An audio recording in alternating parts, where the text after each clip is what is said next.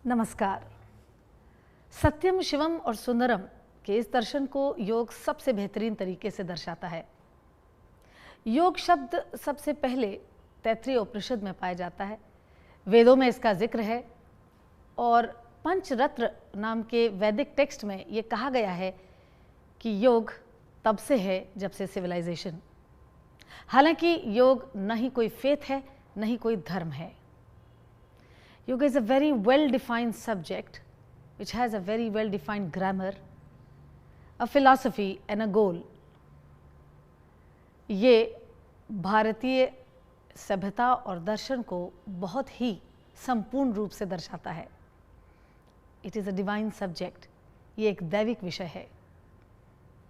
इसी विषय को हम पढ़ा रहे हैं और आगे बढ़ा रहे हैं इस श्रृंखला को, और आयंगर योग की पद्धति से हम आपको आसन सिखा रहे हैं।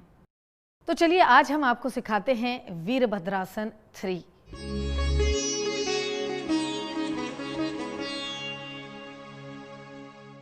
वीरभद्रासन 3 एक एडवांस पोज है जिसकी शुरुआत वीरभद्रासन 1 से होती है, जो हम आपको पिछले एपिसोड्स में दिखा चुके हैं। इस पोज के बड़े फायदे हैं, जैसे आर्थराइटिस, लोअर लंबर का पेन। अर्धचंद्रासन में भी इन बीमारियों पे से मुक्ति पाई जा सकती है, लेकिन वीरभद्रासन 3 में आपका पूरा ट्रंक ज़मीन के पैरेलल या समानांतर होता है, जो आपके हार्ट के लिए बहुत अच्छा है। ये पोज हम प्रेग्नेंट लेडीज़ को भी बहुत रिकमेंड करते हैं। अभी आप देखेंगे कि इस पोज में कैसे बॉडी बिल्कुल ग्रेविटेशनल पुल की ओर पैरेलल है, जो बहुत ही हीलिंग इस पोज को बनाती है। इसके अलावा इससे पैरों में ताकत, लेग मसल्स में बहुत स्ट्रेंथ आती है, घुटने बड़े मजबूत होते हैं, और सबसे बड़ी बात ये आपको बैलेंस करना सिखाता है, यानी आपकी फोकस बढ़ाता है, आपका कंसंट्रेशन बढ़ाता है, जो ज़िंदगी के लिए बहुत ज़रूरी है। योगा एक साइंस है और साइंस इवॉल्व होती है। हमने आपको ताड़ासन जो पहले दिन पढ़ाया था उसमें आपको अपने शरीर का भार इक्वली डिस्ट्रीब्यूट करने के लिए बताया था। आज देखते हैं कि ताड़ासन कैसे इवॉल्व होता है। आज ताड़ासन में हम आपको ये दिखा रहे हैं कि जब आपने अपने वज़न को अपने पैरों पे इक्वली डिस्ट्रीब्यूट कर दिया और उसके बाद अगर आप अपने सारे टोज़ को उठा लेते हैं और बिग टोज़ की इनर एजेस को रब करते हैं, तो आप एक अद्भुत सी चीज़ महसूस करते हैं। आप अपने सारे बॉडी वेट को पीछे ले जा रहे हैं, जिससे आपकी फ्रंटल थाई और बैक थाई में एक कम्युनिकेशन हो रहा है। आपकी फ्रंट बॉडी और बैक बॉडी के बीच में एक डायलॉग हो रहा है। इसके ज़रिए आप एक्चुअली फ्रंटल थाई को जब सक कर रहे हैं, ऑटोमेटिकली सकिंग हो रही है, तो आपकी बोन्स और थाई मसल्स का एक कांटेक्ट होता है। You replenish bones through the flash and flash through the bones. तो ये एक एनर्जी एक्सचेंज होती है। इसके अलावा जब आपने इनर बिग टोज रगड़े तो आपकी frontal thighs outside in turn करती हैं। ये रोटेशनल एक्शन पैरों के लिए बहुत आवश्यक है, और जब ये आउटसाइड इन रोटेट करती हैं तो इसका सीधा असर आपके लंबर और सैक्रम में होता है, वो ओपन होते हैं। तो इस तरह से धीरे धीरे हम आपको समय समय पर हर एक पोज में कुछ न कुछ एवोल्यूशन बताते रहेंगे। ताड़ासन से आप सीधे वीरभद्रासन 1 पे जाते हैं और वहाँ से वीरभद्रासन 3 की शुरुआत होती है। तो हम चलते हैं पहले वीरभद्रासन 1, गो टू वीरभद्रासन 1। जब आप वीरभद्रासन 1 में जा रहे हैं तो जैसे हमने बार बार कहा है कि आप अपने एंगल्स का बहुत ध्यान रखेंगे और सिमेट्री का बहुत ध्यान रखेंगे।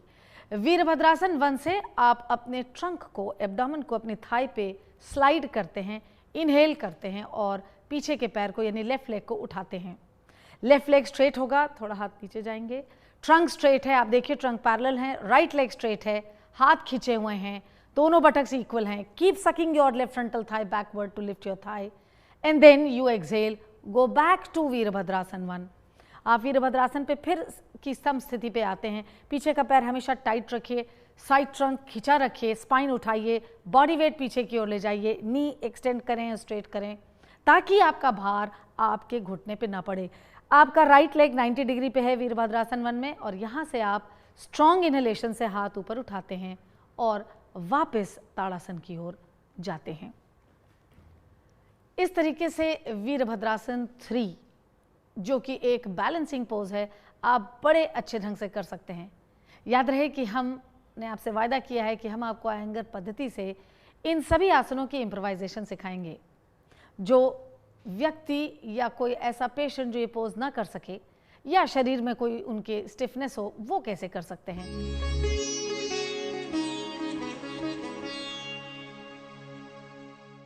हम वीरभद्रासन 3 का इम्प्रोवाइजेशन 2 तरीके से कर सकते हैं। एक कि आपके हाथ दीवार का सपोर्ट लें और टांग किसी स्टूल का। दूसरा ये कि अगर आपके पास 2 स्टूल हों तो दोनों ही स्टूल ले लें और दोनों ही स्टूल की हाइट बराबर हो। आप ताड़ासन में खड़े होते हैं and then you keep your palm on your waist. फिर वहाँ से अपने हाथ आप दोनों सर के ऊपर ऊर्ध्वस्थासन में उठाते हैं और एक्सहेल करते हुए हाथों को आगे ले जाते हैं और बेस ऑफ द रिस्ट आप स्टूल पे रखते हैं। फिर आप अपने लेफ्ट लेग को पीछे उठाते हैं और उसकी टोज को परपेंडिकुलर रखते हुए स्टूल पर रखते हैं। ध्यान रहे कि इसमें दोनों बटक बोन्स एक लाइन पे हों, दोनों शोल्डर ब्लेड एक लाइन में हों, आपकी दोनों टांगें सीधी रहेंगी और घुटने बिल्कुल सीधी रहेंगे। आप कंटिन्यूअसली ताड़ासन की तरह अपनी फ्रंटल थाइज को सक करेंगे, राइट एंड लेफ्ट बोथ। जो बहुत इंपॉर्टेंट बात है वो ये कि आप अपनी लंबर को पेट की ओर ना ले जाके बल्कि स्ट्रेट रखें, यानी आप उल्टा काम करें। यू सक your abdomen towards the spine, आप अपने एब्डोमेन को लंबर स्पाइन की ओर उठाएं।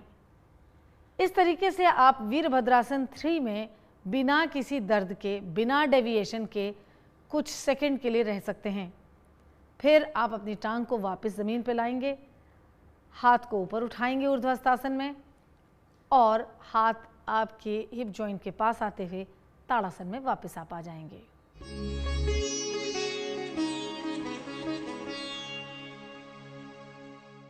अब हम आपको परिवृत्त त्रिकोणासन सिखाने जा रहे हैं।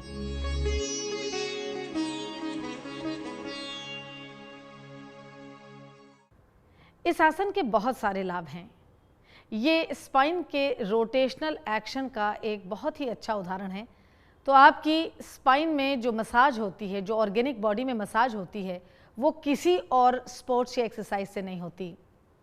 आपके जितने भी अंग शरीर में शिथिल होते जा रहे हैं, चाहे वो पेनक्रियाज हो, वो लिवर हो, एब्डोमेन हो, किडनीज हो, उनमें एक स्क्वीजिंग एक्शन होता है जिससे डीऑक्सीजनेटेड ब्लड बाहर आता है और ऑक्सीजनेटेड ब्लड ऑर्गेनिक बॉडी में वापस जाता है। ये आपके वेस्ट को, ट्रंक को की मसल्स को टोन करता है, लेग्स को टोन करता है। इससे जिनको पुरानी बैक एक है, स्लिप डिस्क है, उसमें बहुत ही ज़्यादा फर्क आता है। तो चलिए सीखते हैं परिवृत्त त्रिकोणासन। इसकी शुरुआत भी ताड़ासन से ही होगी। ताड़ासन से आप एक्सहेल करते हुए, जंप करते हुए उत्थित हस्त पादासन पे जाएंगे और उत्थित हस्त पादासन से विद एक्सेलेशन आप पार्श्व हस्त पादासन में जाएंगे और वहाँ से अपनी ट्रंक को मोड़ते हुए, अगर आपका राइट पैर बाहर है तो लेफ्ट ट्रंक राइट की ओर मोड़ते हुए एक्सेलेशन के साथ आप अपने लेफ्ट हैंड को क्रॉस करेंगे राइट आउटर एंकल की ओर। आपका ट्रंक, वेस्ट, चेस्ट, एब्डोमेन सब टर्न करेगा लेफ्ट टू द राइट। आपकी tip of the fingers right ankle के बाहर left tip of the fingers रहेंगी, जिनको आप दबाएंगे और अपने शरीर को उठाएंगे। आपकी लेफ्ट शोल्डर ब्लेड शरीर के अंदर जानी चाहिए। आपका back of the head left buttock bone की लाइन पे होना चाहिए और दोनों हाथ सीधे होने चाहिए। इस एक्शन के बाद एक बार आप फिर गहरी सांस लेते हुए पार्श्व पादासन में आएंगे। कम बैक टू पार्श्व पादासन एंड देन फ्रॉम पार्श्व पादासन आप उत्थित पादासन में वापस आएंगे और फिर जंप करके ताड़ासन में। आपने ये पोज राइट साइड किया और यही रिपीट आप अपने बाईं ओर या लेफ्ट साइड करेंगे। जैसा हम आपको बता चुके हैं कि हम हर एक पोज में आपको इम्प्रोवाइजेशन ज़रूर सिखाएंगे ताकि आपके लिए एक कठिन से कठिन पोज भी आसान बन जाए, और यही आयंगर योग की विशेषता भी है। तो चलिए सीखते हैं परिवृत्त त्रिकोणासन का इम्प्रोवाइजेशन।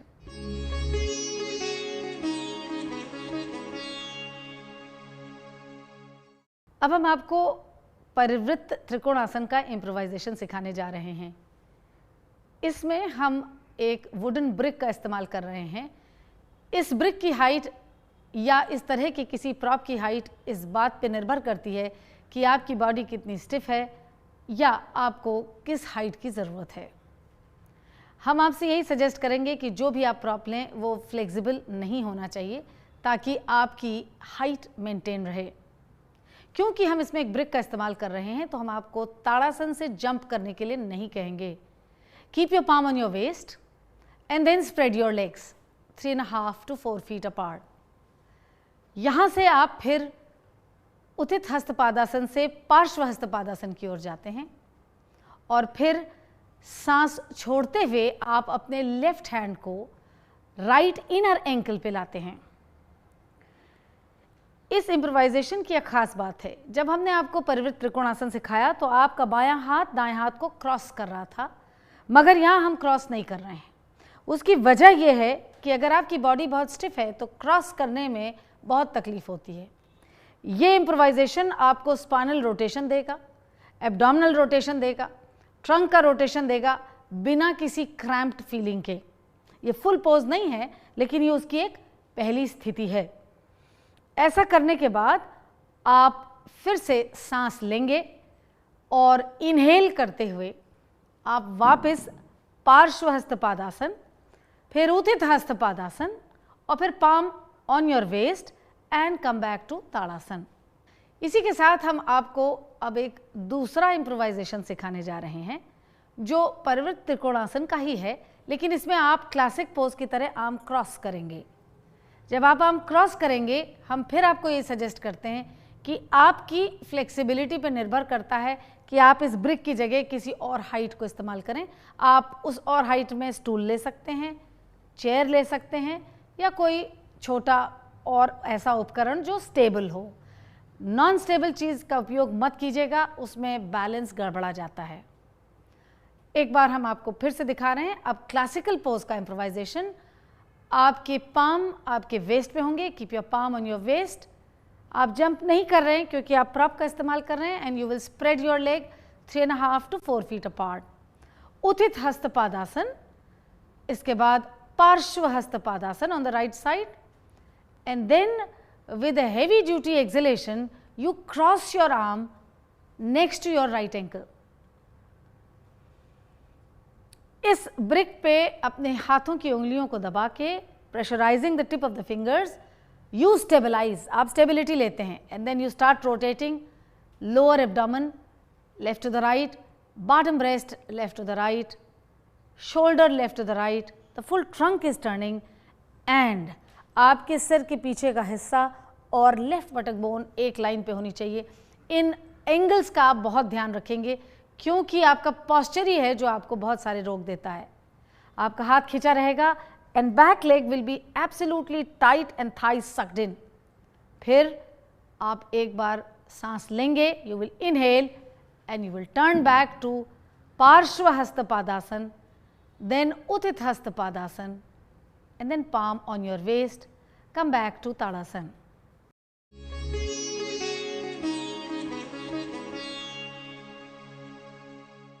अब हम आपको परिवृत्त पार्श्व कोणासन सिखाने जा रहे हैं।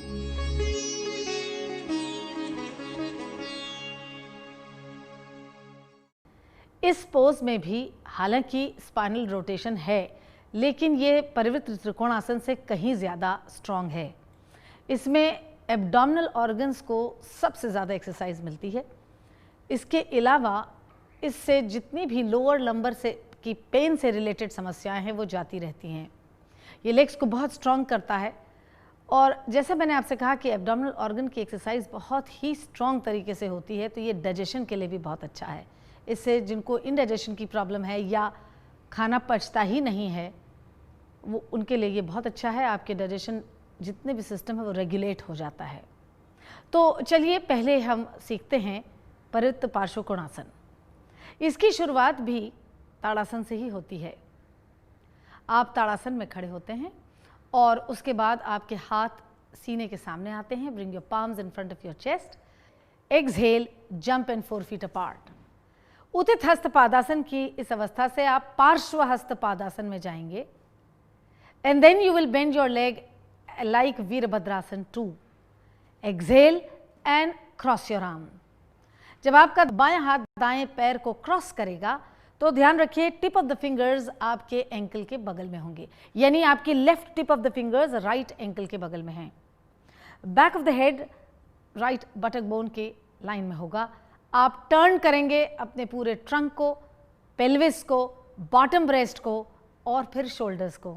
आपके दोनों हाथ एक ही लाइन पे होंगे और आप अपनी शोल्डर ब्लेड को अंदर लेंगे, लेफ्ट शोल्डर ब्लेड को अंदर लेंगे। Keep sucking your back leg thigh completely towards the ceiling. आपकी टांग जो पीछे की है उसकी जांग को सक करते रहिए, उसको ड्रॉप मत कीजिए क्योंकि वही आपके बॉडी वेट को उठा रही है। इसके बाद आप फिर से एक बार एक्सहेल करेंगे। एक्सहेल, कम बैक टू पार्श्व Hasta Padasana, then उतित Hasta Padasana, then bring your palms in front of your chest, jump and feet together। आप इस तरह से वापस ताड़ासन पे आ जाते हैं।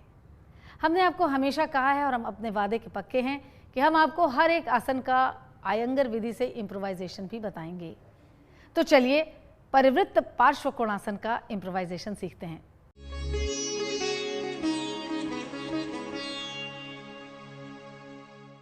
हम आपको अब परिवृत्त पार्श्वकोणासन का इम्प्रोवाइजेशन बताने जा रहे हैं और इसमें हम एक ब्रिक का इस्तेमाल करेंगे। ये एक लकड़ी की ब्रिक है जो गुरुजी ने रोज़मर्रा की ब्रिक को देख के इंस्पायर होकर बनाई। आप इसकी जगह किसी और भी प्रॉप का इस्तेमाल कर सकते हैं, लेकिन वो कठोर होना चाहिए, सॉफ्ट नहीं, ताकि आपका हाथ उसमें धंसता ना चला जाए। ये ब्रिक की हाइट या विड्थ आपके स्टिफनेस के अनुपात से होगी। आप फिर से एक बार ताड़ासन पर खड़े होते हैं और अपने दोनों हाथ को सीने के सामने लाते हैं। Then you exhale and jump 4 feet apart. इसके बाद आप उतित हस्त पादासन से पार्श्व हस्त पादासन की ओर जाते हैं। वहां से आप वीरभद्रासन 2 की तरह अपने राइट पैर को मोड़ते हुए एक्सहेल करते हुए आप अपने हाथ को क्रॉस करते हैं। आपका जब राइट लेग बेंड है तो लेफ्ट आर्म क्रॉस कर रहा है। ये ध्यान रखने वाली बात है कि आउटर नी और एल्बो के बीच में क्रॉस बनता है, वही आपका फल्क्रम है इस रोटेशन के लिए, तो उसको टाइट रखेंगे और उसी के अनुपात से आपकी ब्रिक की हाइट होगी। इस हाथ को इस ब्रिक पे दबाते हुए आप अपने ट्रंक को रोटेट करेंगे, पेल्विस को रोटेट करेंगे, बॉटम ब्रेस्ट को रोटेट करेंगे, चेस्ट को रोटेट करेंगे, पूरी स्पाइन रोटेट होती है और पीछे के पैर को लगातार उठाते रहेंगे। Keep your left thigh sucked up completely. It is necessary because आप इससे अपने वज़न को उठाते हैं, ना कि उस वज़न को अपने राइट नी पे गिराते हैं। और फिर आप सांस लेते हुए inhale and come up in Parshva Hasta Padasana, then turn your foot forward, Utthita Hasta Padasana. फिर आप जंप करेंगे फीट टुगेदर इन ताड़ासन।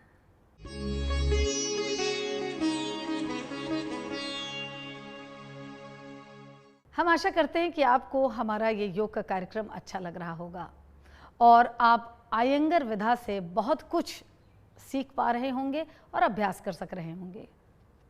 यहाँ पे एक छोटी सी आपको सूचना देना हम ज़रूरी समझते हैं कि भोजन का अभ्यास के साथ क्या ताल्लुक है। ये हमारी आपसे दरख्वास्त है कि आप अभ्यास करने के 3 घंटे पहले जो भी कुछ खाना है वो खा लें, यानी एक पाचन क्रिया में 3 घंटे का समय लगता है, इसलिए आपका खाना पचा हुआ होना चाहिए।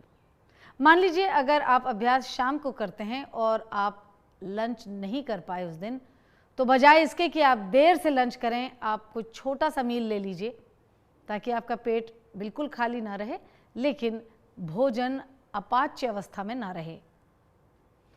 भोजन के बाद भी कुछ आसन किए जाते हैं जो आपकी पाचन क्रिया के लिए बहुत अच्छे होते हैं। समय समय पर हम आपको ये दिखाते रहेंगे। हम एक बार आपसे फिर रिक्वेस्ट कर रहे हैं कि आसनों के क्रमों को न बदलें। आसनों को क्रम से तोड़ने से आपको कोई भी नुकसान हो सकता है। इसके अलावा अगर आप किसी दवाई को रेगुलर ले रहे हैं जो आपके रोग से या कष्ट से संबंधित है, उसे कतई ना छोड़ें। आपकी दवा सिर्फ आपके डॉक्टर की निगरानी पे बदली या ऐड की जानी चाहिए। योगाभ्यास के जरिए धीरे धीरे जब आपके रोग पे असर होने लगेगा तो हो सकता है आपकी दवाइयाँ कम हो जाएं या आपको ना लेनी पड़ें, लेकिन अभ्यास की इस अवस्था में या किसी भी अवस्था में आप डॉक्टरी सलाह लेना ना भूलें। हमारी आपकी फिर मुलाकात होगी, तब तक के लिए नमस्कार।